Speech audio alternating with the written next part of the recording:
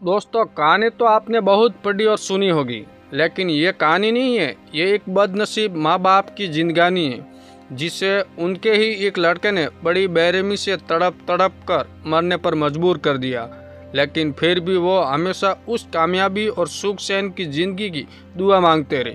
दोस्तों, कृपया आपसे गुजारिश है कि इस कहानी को पूरा पढ़ें, ताकि फिर भी किसी बुजुर्ग माँ बाप पर ऐसा जुल्म ना हो। एक बार एक पति पत्नी थे जो कि निसंतान थे।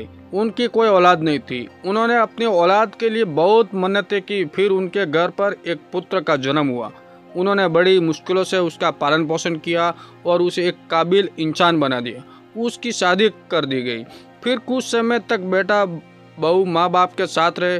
फिर अचानक उसके पिता की तबीयत खराब हो गई और वो अब बीमार रहने लगा।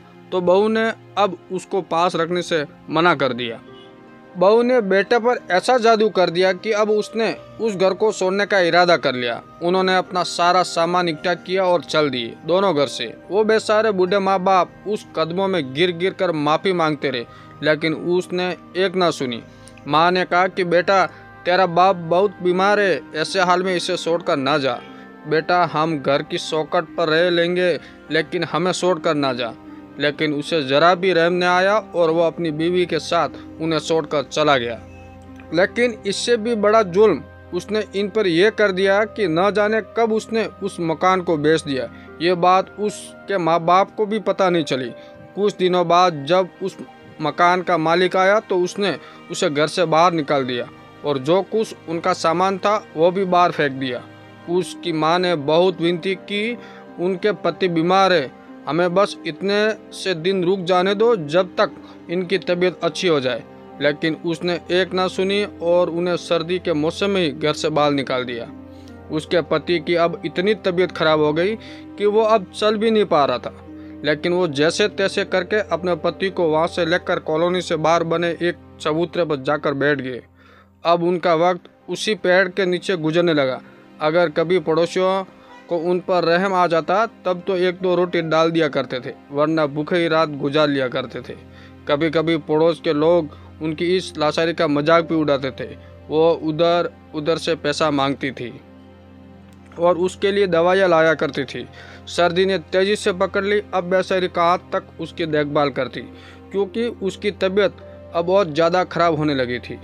अब उसके पिता की आखिरी इच्छा थी कि वो कैसे भी वो अपने बेटे से एक बार मिल ले, सिर्फ उसका चेहरा देख ले।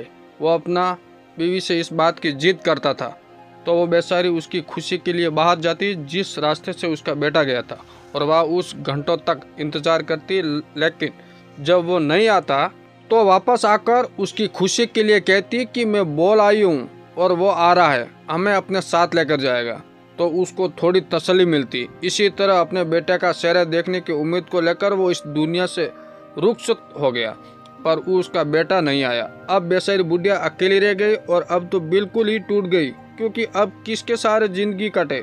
वो बेचारी सुबह निकलती घर से और जिस रास्ते से उसका बेटा गया था उसी रास्तों पर नजरों गड़ाए हुए बैठ जाती और एक टकटकी लगाए उन बेटे का इंतजार करती रहती थी। पड़ोस के किसी आदमी ने कहा कि दादी, आप अकेली हो, क्यों ना आप अपने घर वालों के यहाँ चली जाओ, अपने भाई वगैरह के पास चली जाओ। तो उसने कहा, बेटा, मैं अगर चली जाऊंगी तो मेरा बेटे कभी क्या पता है यहाँ आ गया तो उसका ख्याल कौन रखेगा। मेरे बेटों को किसी ने कुछ तकलीफ पहुँचा दी तो मैं जब तक जिंदा रहूंगी मेरे बेटे का इंतजार करूंगी। इस बात को सुनकर उस पड़ोसी की आंखों में आंसू आ गए और वो वहाँ से चला गया। इसी हाल में रहते उसको 7 साल गुजर गए। वहाँ उसका लड़का रहता था, वही उसकी एक आदमी से दोस्ती हो गई और वो दोस्त उसके घर पर आने लगा। एक दिन उसकी नज़र उसकी बीवी पर पड़ गई और उसे पाल लेने की ठान ली। अब वो उसकी बीवी के लिए आने लगा और धीरे धीरे उसने उसकी बीवी से बात करना शुरू कर दिया, यहाँ तक कि दोनों में प्यार हो गया।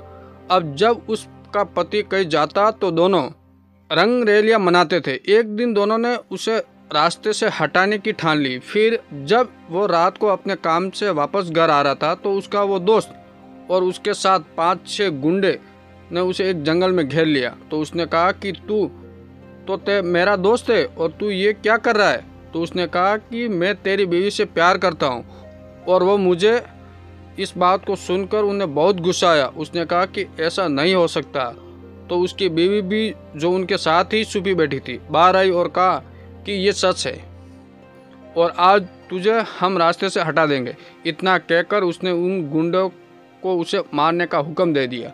फिर जब गुंडे उस पर टूट पड़ा और उसने मारना शुरू कर दिया कि अचानक पास में एक धुएं सा गुब्बारा फटा तो सबकी निगाह उस तरफ चली गई और देखा कि एक घुड़सवार अपने हाथ में एक बरसा लिए दौड़ा चला रहा है। तो कुछ तो डर के भाग गया और जिसने उसे लड़ने की सोची उसका उसने कत्ल कर दिया।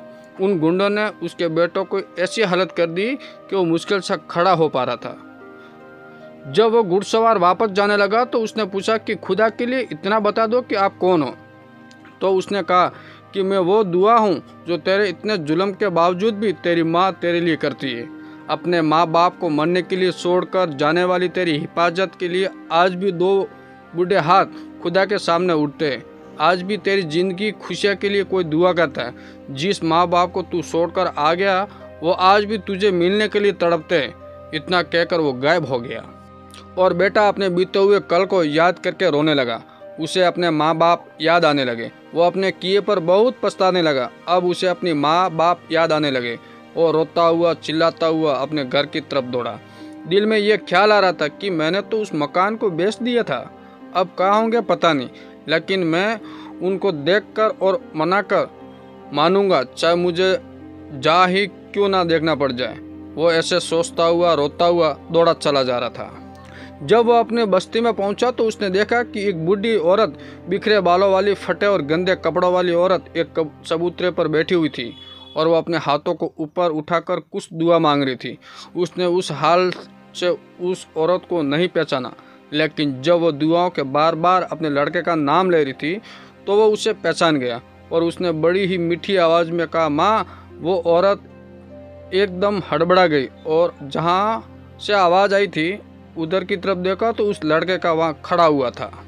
वो खुशी के मारे पागल हो गई। उसका लड़का उससे लिपट गया और रोने लगा। माँ भी रोने लगी। दोनों एक दूसरे से लिपट लिपट कर रोने लगे।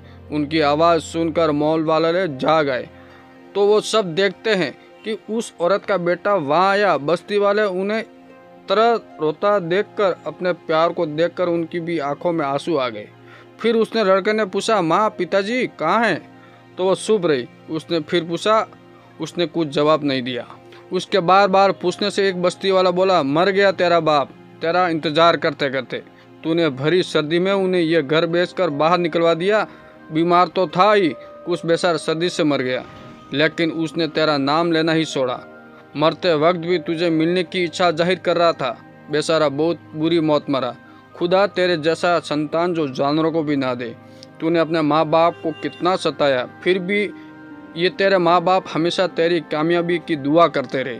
उस पड़ोसी की बात सुनकर बेटा अपने सिर को पीटने लगा और फिर से रोने लगा। उसकी माँ ने उसे रोका। फिर उसने अपनी माँ को गले से लगाया और रोने लगा। तो उसकी माँ ने कहा, बेटे ये दुनिया चाहे कुछ भी कहे, लेकिन मेरे दिल में आज भी तेरे लिए उतना ही प्यार है और मेरे मुंह के लिए तेरे कभी बद्दुआ नहीं निकलेगी। माँ तू मेरे लिए बद्दुआ कर देती, क्योंकि मेरे जैसे इंसान को तो बहुत बुरी सज़ा मिलनी चाहिए। माँ ने उसे समझाया। फिर उसने अपनी माँ को गोदी में उठाया, क्यों वो कमज़ोर की वजह से चल नहीं पा रही थी। इस मंजर को देखकर सभी पड़ोसी रोने लग गए। वो अपनी माँ को लेकर वहाँ से बहुत दूर चला गया और फिर अपनी माँ को हमेशा खुश रखता। अपनी माँ से पहले खाना नहीं खाता था तो खुदा ने उस पर रहम कर दिया और वो वक्त का सबसे बड़ा रईस बना। फिर उसने बड़े बड़े वृद्धाश्रम खोले, जिनमें वो उन बुजुर्गों को बुलाता जिनको उनके बच्चे घर से बाहर निकाल देते थे। ये उनको अपने आश्रम में रखता और उनकी खूब सेवा करता। दोस्तों, इस कहानी से हम शिक्षा लेनी चाहिए कि हमारे माँ बाप सदा हमारे लिए दुआ ही देते हैं। उनसे जहाँ तक हो सके वो अपना हक अदा करते हैं, बस हम आपका हक अदा नहीं कर पाते। दोस्तों, माँ बाप तकलीफ़ तभी से शुरू हो जाती हैं जब हम इस दुनिया में आते हैं और वो हर पल हमारी खुशी को तलाशते हैं, लेकिन जब हमारा वक्त आता है उनकी खिदमत का तो वो हमें बोझ लगने लगते। दोस्तों, अपने माँ बाप की खिदमत करो और उन्हें खुश रखो, क्योंकि अगर माँ बाप खुश रहेंगे तो रब भी खुश रहेगा और रब हमेशा खुश हो जाएगा तो हम दोनों जहाँ की कामयाबी हासिल कर लेंगे। अगर आपको कहानी पसंद आई तो वीडियो को लाइक और शेयर करें। साथ ही कमेंट में ज़रूर बताएं कि आपको कहानी कैसी लगी। मिलते हैं एक इंटरेस्टिंग कहानी के साथ। तब तक आप चैनल पर मौजूदा और कहानियों को सुने। धन्यवाद।